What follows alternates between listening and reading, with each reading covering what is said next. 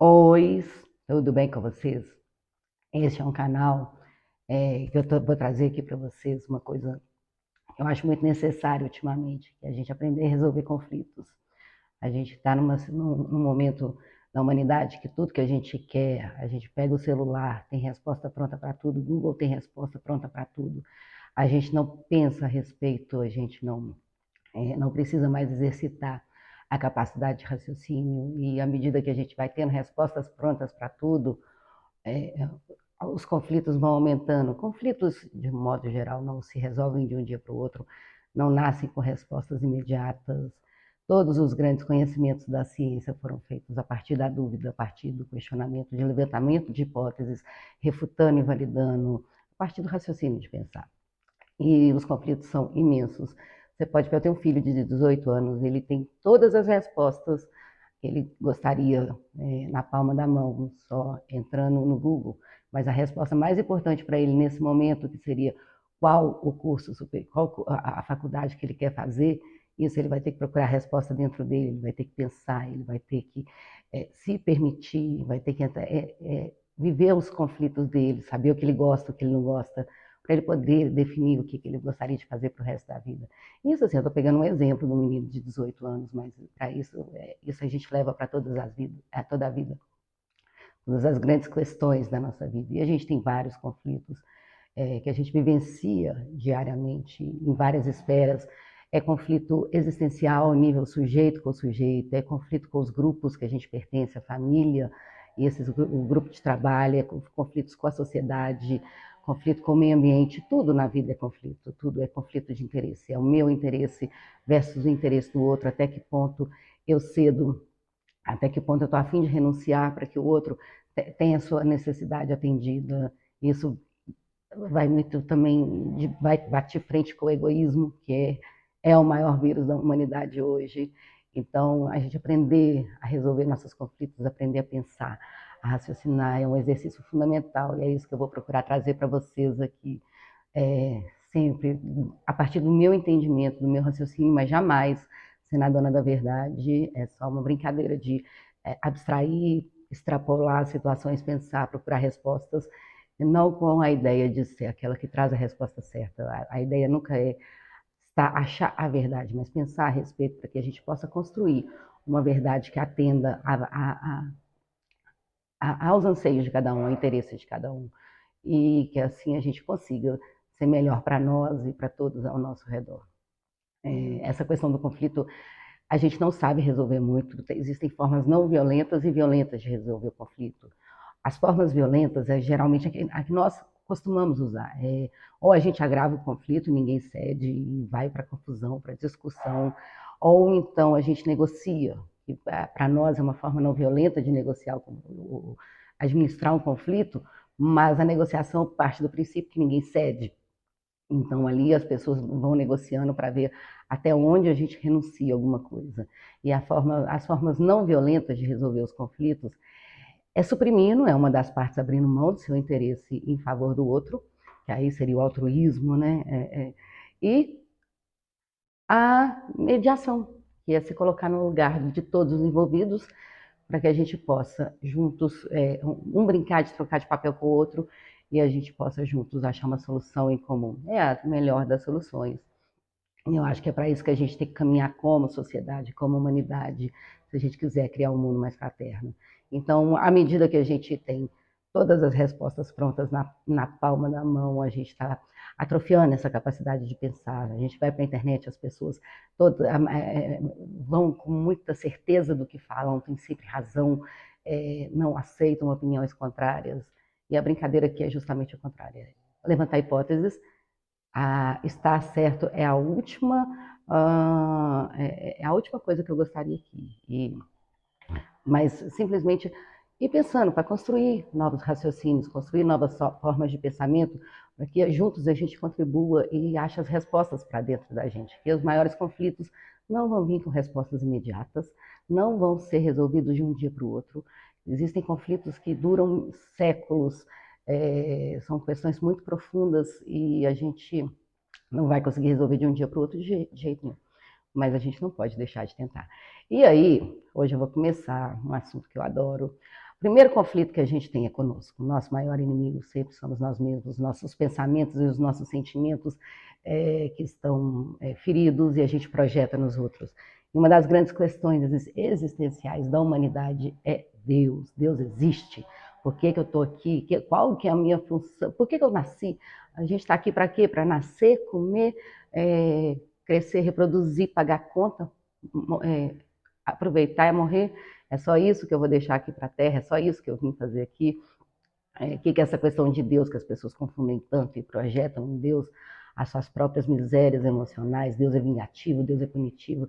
Eu tenho uma opinião muito boa a respeito de Deus, muito bem definida. Não quero que seja a opinião das pessoas, mas eu vou trazer aqui o meu ponto de vista e deixar vocês à vontade para construírem a sua linha de raciocínio ou extrapolarem e ir para um outro caminho completamente diferente, mas trazer essa questão à luz do conhecimento, à luz do pensamento, para que a gente consiga construir respostas que atendam a nossa questão existencial. Esse problema existencial é gravíssimo, é uma coisa que desgasta muita gente, a gente perde muito tempo, pessoas se matam porque não têm consciência do que estão fazendo aqui, qualquer desafio derruba, machuca a pessoa, não tem essa capacidade de superar, de resiliência, de confiar que existe uma força maior por trás de nós, nos guiando o tempo inteiro. Já foi provado pelas ciências, pela psicologia, por essas áreas comportamentais, que uma espiritualidade bem resolvida é fundamental para uma vida sadia. Então, vou tentar trazer aqui hoje essa questão de Deus. Estou longe de entender o que é Deus, vou deixar bem claro, tem muitas questões ainda que eu não entendo, mas dentro dessa brincadeira de pensar, de abstrair, de tentar achar respostas que atendam. Eu sou uma pessoa muito analítica, muito racional, que atendam a respostas que não desafiem a minha lógica. Eu tenho uma fé muito grande, mas assim, eu sei que Deus existe. É só olhar para o universo, é tudo muito perfeito. É o que Einstein falava, Deus não joga dados para o universo. Quanto mais a gente estuda as leis naturais, as leis da física, da química, mais a gente percebe que existe uma força inteligente por trás de tudo. E, ao contrário do pensamento materialista, eu tenho comigo que quanto mais a gente estuda, mais a gente tem consciência do efeito de Deus. São leis muito perfeitas. Deus não erra, é uma perfeição absoluta, é uma coisa gigante. E existe uma energia inteligente por trás de todas as coisas, a gente só não consegue explicar o que.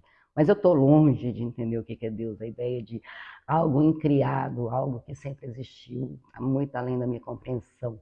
Mas algumas coisas eu procuro, já tenho capacidade de conseguir trazer respostas, não que elas sejam verdadeiras, mas eu consigo ampará-las na ciência, eu consigo ampará-las nas doutrinas, nas religiões, e a busca aqui é procurar respostas, não ser a dona da verdade, mas procurar responder perguntas que eu já sou capaz de responder. Então, assim, o que é Deus? Aí a gente pega na doutrina espírita, primeiro eu pergunto, o que é Deus? Não é quem é Deus, é o que é Deus. Aí fala assim, Deus é a causa primária de todas as coisas. Lindo, ok, isso faz sentido para mim, mas e aí? Deus é a causa primária de todas as coisas, é da onde nasce tudo. Aí Deus é o infinito? Adoro essa pergunta. Aí na doutrina dos espíritos, os homens falarem que Deus é o infinito, as pessoas não fazem ideia do que é o infinito, elas só concebem uma ideia, uma situação de infinito, mas ninguém consegue imaginar o que seria algo infinito. E não conhecem Deus e pegam uma coisa que elas não conhecem e dão como significado de outra coisa que elas não conhecem. E todo mundo fica sem resposta. Naquela época, 1800, aí falava assim, mas o que poderia ser Deus? Aí falava assim, vocês ainda não têm entendimento, esse conhecimento científico para poder entender o que poderia ser Deus. Essas respostas virão. Hoje, a gente sabe que existem partículas que não têm forma definida. São partículas subatômicas, os fótons, os quântons e outras que eu não tenho conhecimento sobre isso, meu conhecimento sobre a física é limitado. Mas dentro do que eu conheço, o fóton, ele é uma partícula sem massa, e ele carrega somente informação para onde vai. Até onde, não que seja certo, mas eu procuro, assim, trazer Deus como uma amálgama, uma união de fótons em todos os lugares, que a informação correta circula por todo o universo e faz as coisas acontecerem em direção ao progresso, em direção à melhoria, à evolução constante. Na física, massa e energia é a mesma coisa. A energia ela é muito mais presente no universo do que a matéria, mas a matéria ela é energia extremamente condensada. Tem um negócio que chama bóson de Higgs, que é como se fosse uma malha dimensional que faz, que retarda a energia, fazendo ela se comprimir, como se fosse assim um carro parado e vem um outro engavetando e vai criando um condensado de energia tão denso que se torna matéria. Então, a informação que existe, o fóton, ele é um período, um momento intermediário entre a energia e a matéria. Quando os elétrons são excitados, eles saltam. Na química, a gente tem aquelas camadas de valência, são 7 no total. Eles saltam de uma camada para outra. E o fóton, ele é uma partícula que é produzida entre o salto de uma camada para outra. Ele leva somente informação. Aí essa informação para mim é Deus. Gandhi, meu ídolo, meu herói, ele tinha uma ideia muito, ele era muito espiritualizado, ele estudava várias religiões, para ele Deus era verdade. Essa ideia para mim, eu não uma das coisas que sempre valida em todas as áreas, todas as doutrinas filosóficas, Deus é verdade, Jesus, eu sou o caminho, a verdade e a vida. Sempre associa Deus com a verdade. A mentira seria algo que não é Deus. O contrário de Deus é o diabo. O diabo das religiões, para mim, é o contrário de Deus. Não essa coisa feia, esquisita, com chifre, com rabo, mas o mal que existe em nós. Essa é a opinião minha, tá? Então, Deus é verdade. Essa é a ideia de Gandhi. Desculpe. Enfim,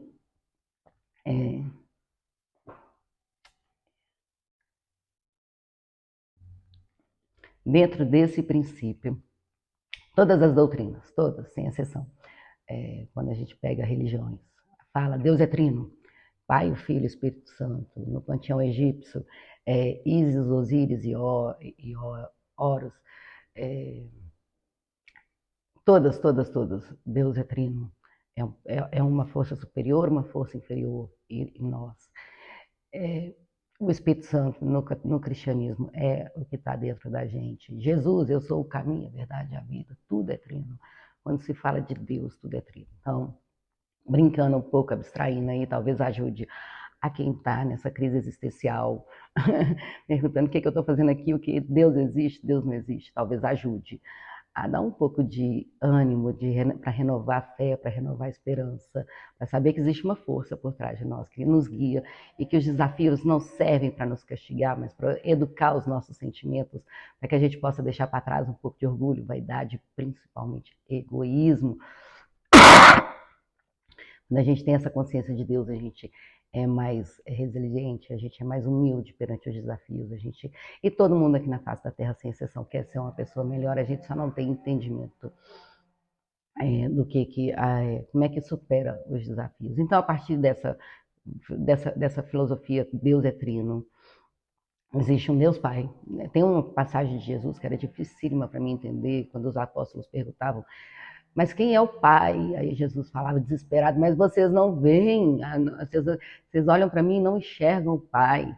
Então, assim, na minha opinião, Deus, a fonte, é amor, puro amor, bondade absoluta. É aquela que cria, que emana amor. E nesse sentido, o amor não nos pertence, a gente não é capaz de sentir amor. O amor que a gente tem pelos outros é Deus. Deus é puro amor, bondade, misericórdia, compaixão, benevolência. Deus é amor. Deus Pai. Aí tem o Deus Filho, que seria o Filho, a porção terrestre, terrena nossa. Seria o Deus Filho. Sofia, eu adoro falar. Em algumas religiões, Deus Sofia é o Deus Filho. Jesus era Deus Sofia aqui na Terra. Ele foi um espírito que purificou tanto os sentimentos e os pensamentos que ele conseguiu elevar a divindade dentro dele. Inclusive, tem trechos na Bíblia que ele fala: vós sois deuses, um dia farei tudo isso que faço muito mais. Vós sois o fruto do Espírito Santo que habita em vós. Enfim, existe uma porção divina em nós. Deus não existiria sem a nossa divindade interior. Ele é amor, mas ele sozinho não é uma ideia minha, tá? Ele sozinho não seria nada, assim como nós sozinhos não somos nada. Deus precisa da nossa porção Sofia para poder crescer e expandir. A nossa porção Sofia seria conhecimento, a gente adquirir, crescer intelectualmente e moralmente para poder alimentar. Aí os esotéricos falam registros acásticos, alimentar essa consciência, essa informação que circula pelo universo inteiro, que seria a verdade de Deus, é a nossa porção, é a nossa contribuição para Deus, elevarmos intelectualmente e moralmente para poder alimentar a porção filho de Deus. Então a gente tem Deus Pai, que é amor, Deus Filho, que somos nós, que é conhecimento. Mas para a gente despertar o nosso Deus Filho, a gente tem que purificar e sublimar muito os nossos sentimentos, a gente tem que matar um pouco dos nossos instintos, da nossa humanidade, e colocar nossa inteligência a favor, a serviço de uma inteligência superior, a serviço de Deus, a levar bondade, amor, fraternidade, igualdade, justiça, tolerância, indulgência, todos esses valores que são caros a Deus. Acima de tudo, verdade. Aí entra nesse Deus é verdade, de Gandhi. E uma terceira camada do trino, o Espírito Santo. Nós, como espíritos imortais, eu sou espírito, acredito na reencarnação do espírito, mas isso eu pego no hinduísmo, eu pego em várias religiões. A reencarnação é uma coisa comum. Inclusive, as últimas palavras de Jesus na cruz não foi Pai, perdoe os que eles não sabem o que fazem. Foram as penúltimas, as últimas foram: Pai, a ti entrego meu espírito. Descobri isso recentemente, achei a coisa mais linda. Nós somos espíritos, no livro dos espíritos a gente tem a resposta lá, o que são espíritos? De uma maneira geral, o espírito é consciência. Deus é consciência, essa visão que Deus seria fótons, alguma coisa assim. Deus é consciência de amor puro, verdadeiro, direto com a fonte, é consciência de inteligência moral, intelectual, e consciência do espírito. O espírito não tem forma definida. Nossos corpos espirituais têm formas definidas, são densos, mas o espírito mesmo não tem forma. E na doutrina espírita fala que o espírito, ele tem a sua individualidade, mas ele não tem forma. Ele é distinguido uns dos outros pela sua vibração, pela sua onda, pela sua frequência, pela sua cor, mas que vários espíritos habitam, coexistem no mesmo espaço, diferente do conceito de matéria, que dois corpos não podem ocupar o mesmo lugar no espaço, o espírito pode ocupar o mesmo lugar no espaço. Aonde eu vou para essa partícula, sem forma definida, que seria o fóton. E tudo é consciência, tudo é Deus. Numa mesma partícula, no mesmo fóton, pode vir informação de vários espíritos que contribuem para o progresso moral e intelectual de todo o andamento do universo. E Deus, por que Deus cria a gente? Espíritos imperfeitos, ele é um sacana, que gosta, um cara à toa, que não tem nada para fazer, tem a eternidade inteira e quer ver o nosso progresso? Essa pergunta sempre eu surtava quando eu pensava nisso. Poxa, se Deus é perfeito, por que ele cria a gente imperfeito? Aí é que está, Deus, ele precisa criar, ele precisa que a gente cresça em consciência, que quanto mais a gente cresce, mais a porção Deus Filho, mais a porção Sofia cresce também. Ele precisa que a gente vá melhorando, que a gente vá crescendo em consciência, para que Deus também cresça. Se ele criasse a gente espíritos puros e perfeitos, não precisasse passar por todos os desafios para poder se melhorar, ele também seria estático, e ele também é um ser dinâmico, ele também está em crescimento, ele também está em evolução, e ele depende da nossa evolução para alimentar a porção Filho de Deus. Ele precisa da nossa porção Sofia.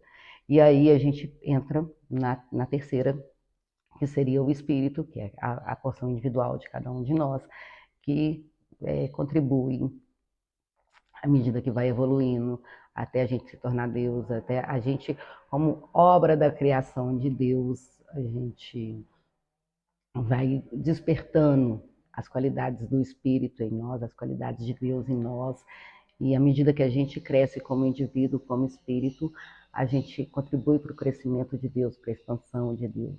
Aí a gente pega, por exemplo, assim, vou pegar São Tomás de Aquino, ele fez um ensaio maravilhoso, e na época ele queria juntar todas as doutrinas, as neoplatônicas, com as doutrinas da época, e ele também fez uma seleção trina, essência, existência, identidade. A essência é Deus, a essência é amor. Ele conseguiu, dentro da teoria dele, um dos doutores da igreja, dentro da teoria dele, ele conseguiu juntar essas várias linhas de conhecimento, inclusive os neoplatônicos. Quando a gente estuda um pouquinho, eles influenciaram muito Jesus. Jesus, na época, ele foi para o Egito, que era uma região que tinha muita diversidade cultural. Jesus, ele teve influência do zoroastrismo, ele teve influência dos neoplatônicos, ele veio da cultura judaica. Então, Jesus, ele tinha um conhecimento filosófico a respeito das religiões muito grande, muito amplo.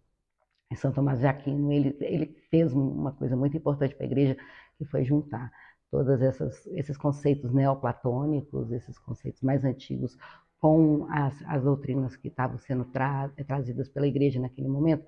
E essa divisão trina é essência. Quem é essência? Deus é amor, é a fonte de bondade, é tudo. A existência, que é o maior conflito da humanidade hoje, existencialismo.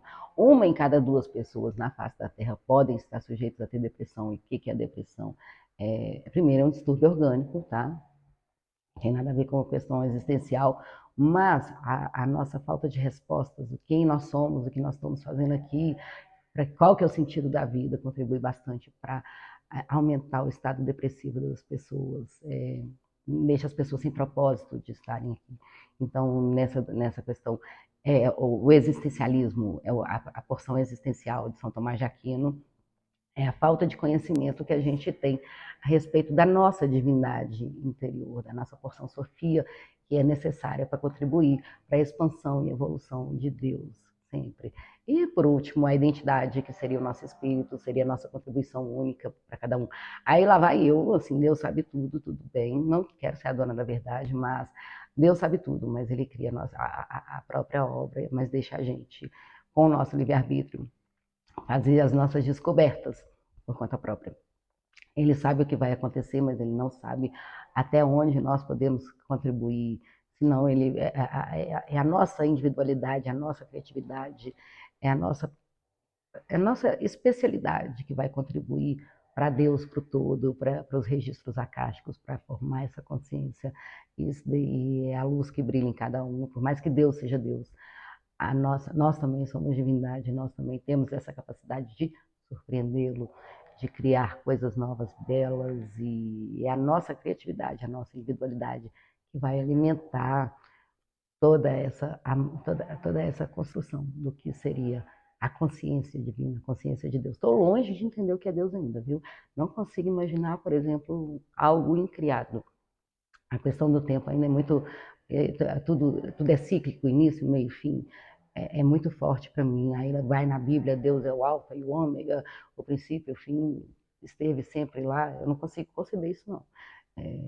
Não consigo imaginar. Eu procuro abstrair a partir das informações que eu tenho e longe de ser a dona da verdade, só gosto de usar o raciocínio, o pensamento e a inteligência para trazer respostas que me atendam.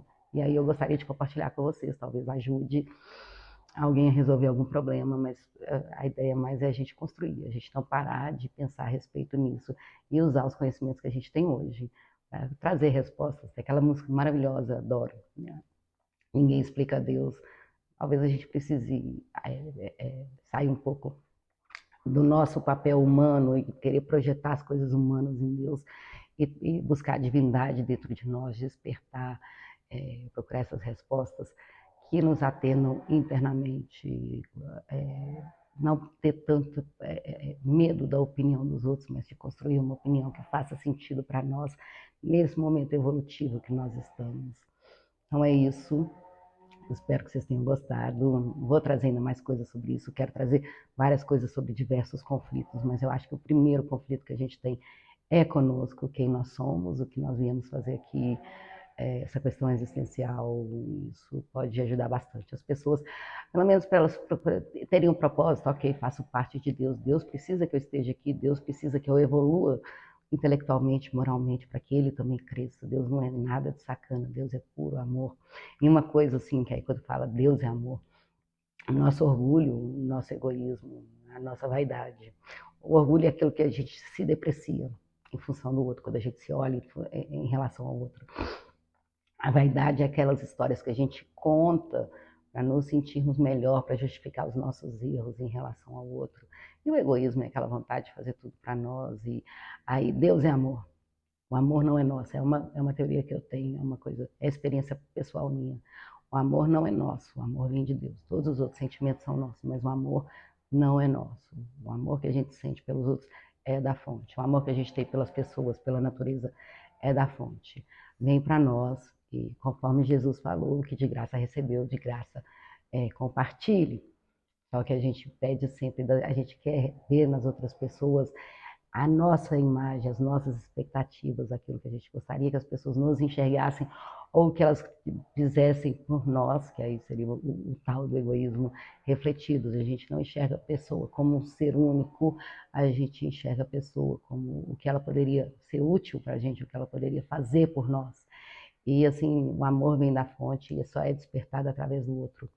E a gente tem que parar de colocar condições, de achar que ser pão duro com o nosso amor, de não dar às outras pessoas porque elas não correspondem às nossas expectativas. É bom, ser correspondido é muito bom, reciprocidade é fundamental, o segredo da felicidade aqui na Terra são relacionamentos sadios, mas nem sempre, tudo aqui na Terra é conflito de interesse, nem sempre os interesses serão em comum.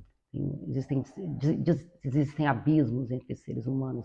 Nem todo mundo tem um projeto de vida em comum, nem todo mundo tem propósito em comum, nem todo mundo tem um caminho em comum. Cada um aqui é único, cada um tem sua verdade. Mas que a gente não deixe de passar para frente o amor que vem de Deus para as pessoas, porque elas não correspondem àquilo que a gente gostaria, elas não são capazes de devolver para a gente aquilo que a gente gostaria. Se a gente já tem acesso se a gente já se permite sentir o amor de Deus, que a gente seja uma coisa entre nós e Deus, para ter Deus dentro da gente, a gente não ser pão duro, a gente não ficar colocando condições. É claro que também não é para poder ficar criando situações para se machucar, permitir que os outros façam o que quiser com a gente tem que saber estabelecer limite, fato, mas que a gente não mate o amor que vem de Deus em nós, procurando diminuir ou depreciar o outro, ou ficando com raiva, porque o outro não é aquilo que a gente gostaria, a gente projetar para o outro, a gente só desperta o amor através do outro, a gente projetar para o outro aquilo que a gente tem, para que a gente tenha Deus dentro da gente, para que a gente seja cheio de Deus. Às vezes a pessoa não merece, ok, mantenha ela afastada. A questão não é estar perto, a questão da proximidade é muito mais uma relação de apego do que amor. E as pessoas confundem muito, confundem apego com amor, confundem amor com tesão, confundem amor com utilidade. É uma confusão danada. Amor é querer bem, acima de tudo.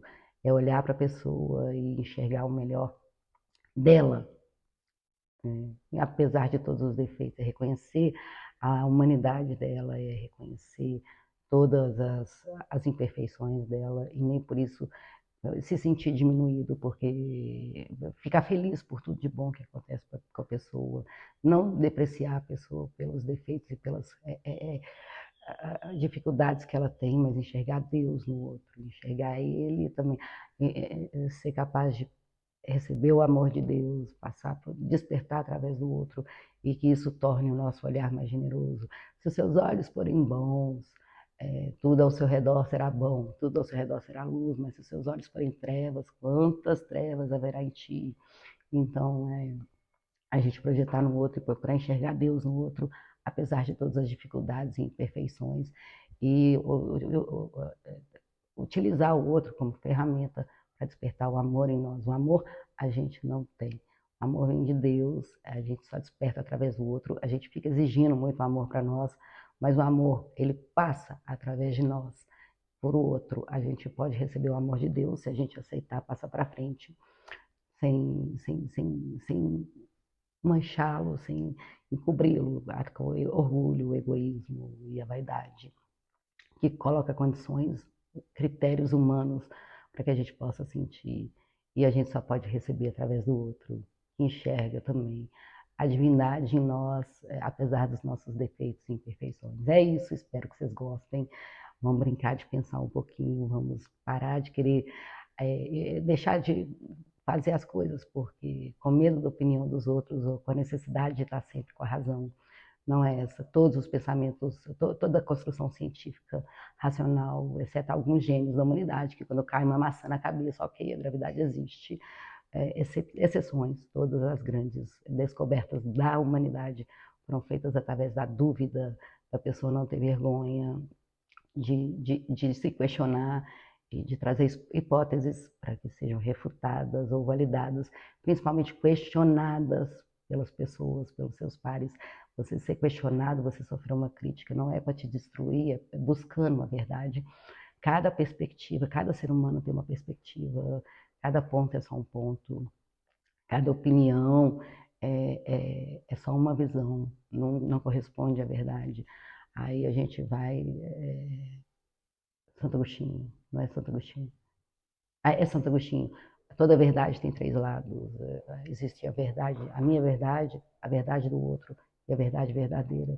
O nosso entendimento ainda é muito limitado. Então, vou trazer aqui, dentro das minhas possibilidades, essa brincadeira de pensar, de abstrair, para que a gente possa construir um conhecimento que busque a verdade, que atenda cada um de si, para que a gente não fique também vulnerável a grandes salvadores que viram ter a resposta para todos os problemas. Se algum salvador aqui tivesse a resposta para todos os problemas da humanidade, na época que Jesus veio aqui, que foi o cara, o Espírito perfeito, mais puro que existe, ele teria salvado a humanidade, ele teria resolvido todos os problemas, e não foi o que aconteceu.